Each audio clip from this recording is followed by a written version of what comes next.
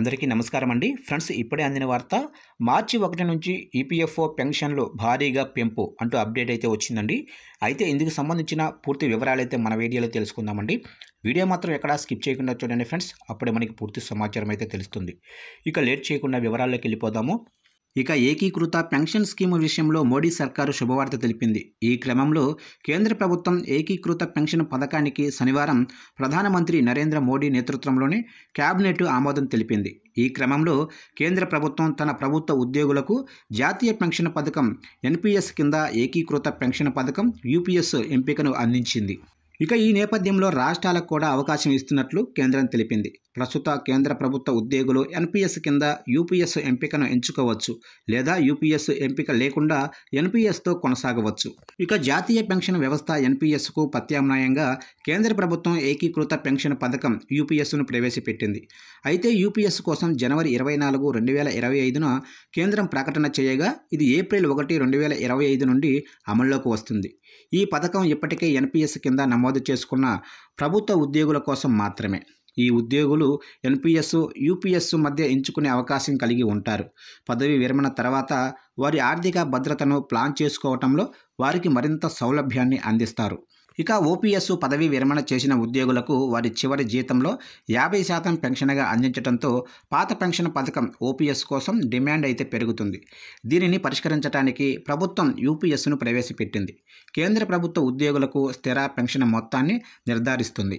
ఇక unified pension scheme UPS అంటే ఏమిటో తెలుసుకుందాము.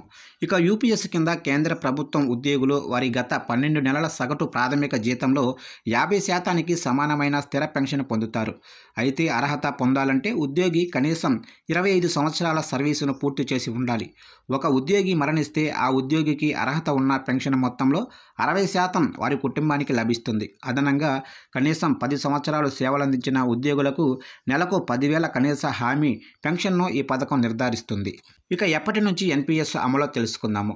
ఇక అటల్ బిహారీ వాజ్పేయి ప్రభుత్వం ఎన్పీఎస్ను ప్రవేశపెట్టింది. ఈ క్రమంలో పాత పెన్షన్ పథకం ఎన్పీఎస్ ప్రయోజనాలను కలిపి తాజాగా యూపీఎస్ని రూపొందించారు. ఇది ప్రభుత్వ ఉద్యోగులకు చివరిగా వారు తీసుకున్న జీతంలో 50% పెన్షన్గా అందిస్తుంది. ఈ క్రమంలో ఉద్యోగులకు కరువు భత్యం, కుటుంబ పెన్షన్, ఏకమొత్తం చెల్లింపు వంటి ప్రయోజనాలు లభిస్తాయి. ఇక ఎన్పీఎస్ కింద వచ్చే ఉద్యోగులకు యూపీఎస్ ఎంచుకునే అవకాశం అయితే ఉంటుంది. పదవీ విరమణ చేసిన ఉద్యోగులకు కూడా యూపీఎస్ కింద ప్రయోజనాలను అందిస్తారు. ఇక యూపీఎస్ ప్రయోజనాలు తెలుసుకుందాము. ఇక యూపీఎస్ పాత పెన్షన్ పథకానికి చాలా వరకు పోలి ఉంటుంది. ఈ పథకం కింద ఉద్యోగి మరణించిన తర్వాత పెన్షన్ 60% అతని కుటుంబానికి కుటుంబ పెన్షన్గా ఇవ్వబడుతుంది. పదవీ విరమణ సమయంలో గ్రాడ్యుటీతో పాటు ఉద్యోగులకు ఒక్కసారి చెల్లింపు కూడా లభిస్తుంది. ఇక ఒక ఉద్యోగి కేంద్ర ప్రభుత్వంలో కనీసం 10 సంవత్సరాలు పనిచేస్తే అతనికి నెలకు కనీసం 10,000 పెన్షన్ లభిస్తుంది. ఇక యూపీఎస్ని ఎంచుకునే ఉద్యోగులు భవిష్యత్తులో పదవీ విరమణ చేస్తే ఉద్యోగులతో సమానమైన పాలసీ రాయితీలు, విధాన మార్పులు, ఆర్థిక ప్రయోజనాలు లేదా ఏ విధమైన ప్రయోజనాలను పొందలేరని నోటిఫికేషన్ స్పష్టం చేసింది. ఇక ఏకీకృత పెన్షన్ కింద 25 సంవత్సరాలు లేదా అంతకంటే ఎక్కువ కాలం పనిచేస్తున్న ఉద్యోగులు పూర్తి పెన్షన్ ప్రయోజనాన్ని పొందుతారు. పదవీ విరమణ తర్వాత అతనికి గత 12 నెలల సగటు జీతంలో సగం అంటే 50% ప్రతి నెల పెన్షన్గా అందుకుంటారు. అయితే ఒక ఉద్యోగి 25 సంవత్సరాల కన్నా తక్కువ కాలం పనిచేస్తే అతనికి తదనుగుణంగా పెన్షన్ అందిస్తారు. ఈ పథకం కింద పెన్షన్ పొందటానికి కనీసం 10 సంవత్సరాలు పనిచేయటం అవసరం. ఇక యూపీఎస్కి ఎవరు అర్హులో తెలుసుకుందాము.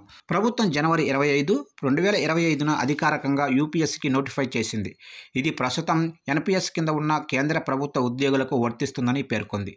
యూపీఎస్ని ఎంచుకునే ఉద్యోగులు ఎటువంటి అదనపు ఆర్థిక ప్రయోజనాలు లేదా విధాన మార్పులకు అర్హులు కాదు. కేంద్ర మంత్రి అశ్విని వైష్ణవ్ ఆగస్టు 24, 2024న ఈ పథకాన్ని ప్రకటిస్తూ ప్రభుత్వ సహకారాలకు సంబంధించిన కీలక వివరాలను పంచుకున్నారు. ప్రస్తుతం ఎన్పీఎస్ కింద ఉద్యోగులు తమ ప్రాథమిక జీతంలో 10%, ప్రభుత్వం 14% వాటా చెల్లిస్తారు. అయితే కొత్త యూపీఎస్ వ్యవస్థ ప్రకారం ప్రభుత్వ సహకారం 2025 ఏప్రిల్ 1 నుండి ఉద్యోగి ప్రాథమిక జీతంలో 18.5%కి పెరుగుతుంది. ఇక ప్రభుత్వ నిధుల పెరుగుదల వల్ల మొదటి సంవత్సరంలో కేంద్ర ఖజానాపై 6,250 కోట్లు అదనపు భారం పడుతుందని అంచనా.